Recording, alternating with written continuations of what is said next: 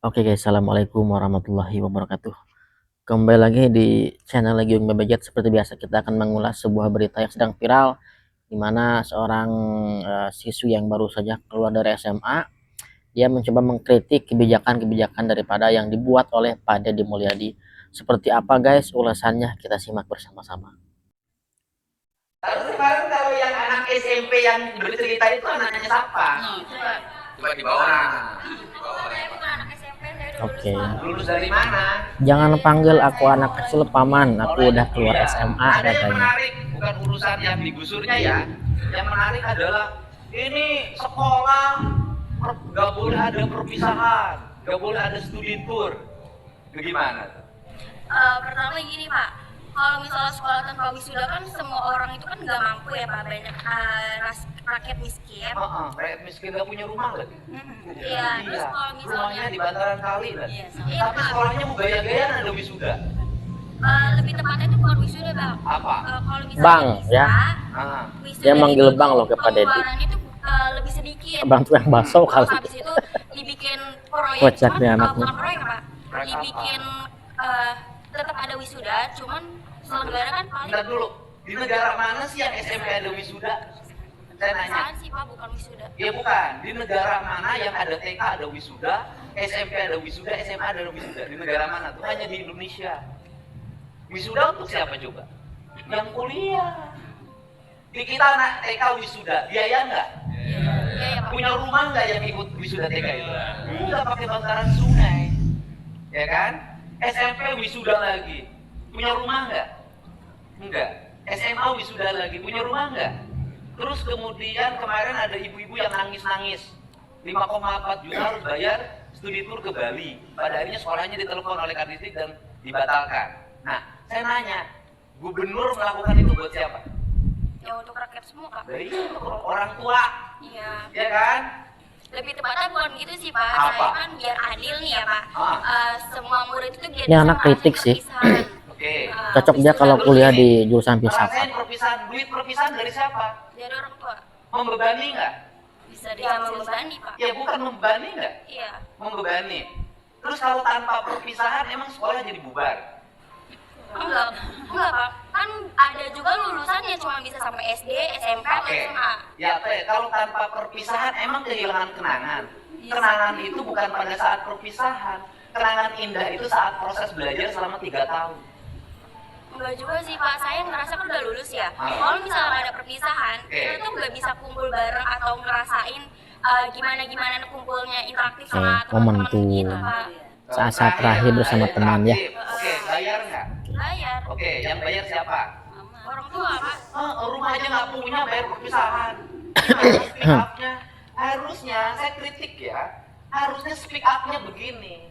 Kritik gubernur karena gubernur membebani rakyat. Sekolah harus bayar iuran. Kritik gubernur karena membiarkan orang tua dibebani untuk pembayaran sekolah. Kritik gubernur karena membiarkan banjir. Saya seneng. Ini kritik gubernur karena gubernurnya melarang perpisahan. Aku ngeri. Kan nggak lucu. Nah, jadi, Ini tuh sebetulnya masalah, bukan masalah serius lah ya. kenapa dibully? Karena logikanya nggak tepat. Ini hal yang bukan wajib Jadi sebetulnya. gubernur ini berusaha untuk menurunkan beban pembayaran orang tua. Logis Karena kan? sekolah sudah dibikin gratis. Jadi Kalau tidak sekolah semata-mata sudah Kang Deddy dibikin mengeluarkan gratis, kebijakan, maka dia maka berpikir orang tua terlebih tidak boleh dahulu lagi ada pengeluaran untuk dan sekolah. mengetahui bagaimana hasil Nggak ke boleh depannya. sekolahnya jalan kaki, Ya. naik sepeda, pulang sekolahnya jualan. Jadi memang kebijakan ini sudah beliau pikirkan secara matang-matang guys. Sekolahnya ada outclass, pakai jaket, pulang sekolahnya motoran.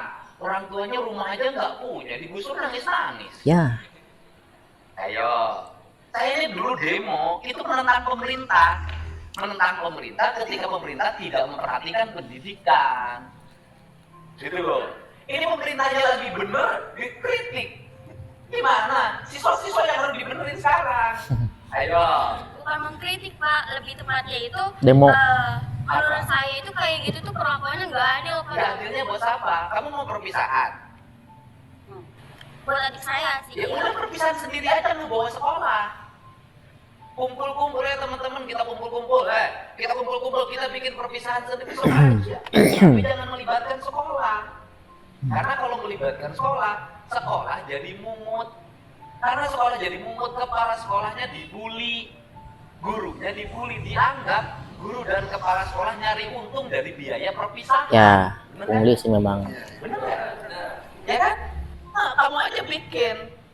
Saya menjadi ketua panitia, bikin acara perpisahan, gak akan melibatin sekolah, saya bikin acara sendiri. Kalau besok busnya terbalik, tanggung jawab sendiri. Lebih Kalau besok pada mementingkan waktu bagaimana perpisahan, keselamatan tanggung orang jawab sendiri. ya, Kalau daripada besok kita perpisahan ada tawuran, melaksanakan tanggung jawab sendiri. sesuatu yang Tidak bawa bersifat institusi. hura-hura Karena lah, bagi saya, itu di buang-buang Jawa waktu Barat kan, biaya pendidikan harus murah, mending irit tidak biaya boleh ada aja, beban apa bagi orang kata Kang tua. Deddy. Jangan Ya, sampai bosnya dibayarin pemerintah, tapi siswanya hura-hura. ini yang menjadi Ada pertanyaan orang kemana sukses waktu SMP SMA-nya uang bantuan operasional sekolah yang sudah pemerintah anggarkan untuk setiap sekolah negeri. Itu kan sebetulnya ada biaya di situ gitu loh, yang harus anggarkan di setiap acara-acara perpisahan ataupun kenaikan kelas, guys. Dari siswa itu mengkritik pemerintah yang membiarkan pungutan, bukan aku nggak ada perpisahan, aku nggak ada outing kelas, aku nggak ada wisuda. Jadi lucu kan, yang punya orang tuanya, ya kan? Jadi daya gini loh, anak muda harus kritis itu pada hal yang positif gitu. Lulus SMA mana? SMA 1 Cikarang Utara, Pak. SMA 1 negeri? Iya. Sekolahnya bayar? Enggak. Nggak bayar. Terus kalau ada biaya perpisahan harus bayar berapa?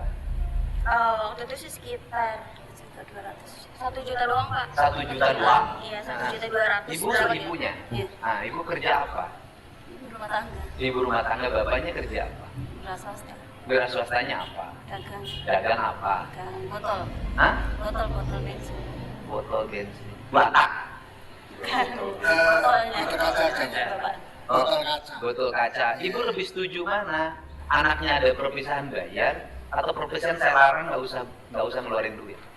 Kalau buat mental anak sih saya setuju yang bayar sih. Oh, setuju yang bayar? Iya, soalnya kan emang nggak setiap ini, apalagi SMA ya. Jadi kedepannya kalau nggak ada kenangan kan nggak ada ini. Bu, tahu nggak bahwa Ibu ini terlalu sekolah memanjakan, itu ketika guys. bikin acara itu bukan Ya, hanya dia acara bersedik total anak, penanganannya ya. 500.000. Iya, saya tahu. Ini juga begitu yang SMP Oke. 450. Menurut ibu mahal? Mahal juga, tapi ada kebijakan dicicil dari kelas 1. Oke, saya pilih mana? Pilih uang itu disimpan untuk biaya kuliah atau dihabiskan untuk perpisahan? Ya, kalau bisa ada perpisahan tapi Oke. jangan terlalu membebani gitu. Oke, sekarang ibu pilih, ibu aja rumah aja nggak punya. Iya. Tapi kalau saya demi anak nggak apa-apa. Oke, kalau Oke, demi anak oke. jangan tinggal di bantaran sungai. Iya, habisnya dapatnya dari Oh, mertua. bukan, artinya ibu tinggal aja masih di bantaran sungai. Kenapa gaya hidup begini? Ini kan harus dirubah ya. Memang sih, revolusi mental itu wajib dirubah, guys. Ini PR berat buat Kang Deddy pribadi sih, merubah Sekarang teriak-teriak kan minta mental penggantian. manusia, Saya khususnya pengen- di kalau daerah dari Jawa saya Barat. tega-tegaan. Saya layak mengganti Memang ini PR yang sangat sulit sebetulnya sih anak buat Kang Deddy negara, pribadi. kebutuhan untuk rakyat, proyeknya proyek kabupaten, terus kemudian loh, saya ngapain ngeluarin uang 10 juta buat ibu? Udah kasih orang miskin aja yang lain. Saya juga miskin. Ya, kerja miskin kan? Kenapa miskin? Ya, ini orang kaya. Ya kalau kita mengakui bahwa kita orang nggak punya, Cara berpikir ya begitu. dalam tanda kutip kita orang Anak miskin, ibu maaf kalau nih, modelnya begini, ya gaya hidup kita harus sesuai dong dengan apa yang kita rasakan, ya. kan ini harus dibenerin. Gak boleh kita Rumah nggak sok-sokan punya. gaya-gayaan, tapi kondisi Ya kita kan? seperti itu. Sekarang kontrak udah punya uang Ya. kontraknya. Iya, masih nyicil sih, baru ngambil berapa bulan. Ibu Tuh, kan nyicil motor berapa bulan? nyicil. Udah, kalau gitu saya nggak usah bantu ibu deh. Rumah ngontrak, Kenapa? Karena ibu mapan. Orang sekolah aja pengen ada wisuda. tapi anaknya pengen gaya-gayaan wisuda, guys, dengan biaya yang cukup mahal. Saya nggak usah bantu. Ini ya. kan sebetulnya sangat membebani orang Udah tua gitu, juga Pak, gitu loh. kan saya waktu dibikin video TikTok itu kan captionnya itu kan bukan untuk meminta kerohiman atau apapun. Ah, Saya itu cuma minta keadilan aja, Pak. yang minta adil apa? waktu digusur itu tuh nggak ada musyawarah, cuma ada satpol pp datang, Ya, cuma pertanyaan, langsung. Anda tinggal di tanah orang lain. Saya balik pertanyaannya. Tinggal di tanah orang lain harus bayar nggak sama yang punya tanah? Ya kan itu tanah negara, Harusnya balik guys. lutut. Pemdanya suruh minta tagihan, dihitung berapa tahun kuda akan bayar tiap tahun.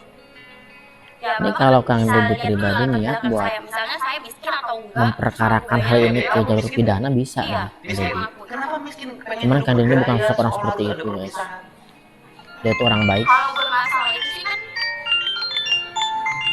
Oh, ada telepon, siap. Ya kan kamu miskin.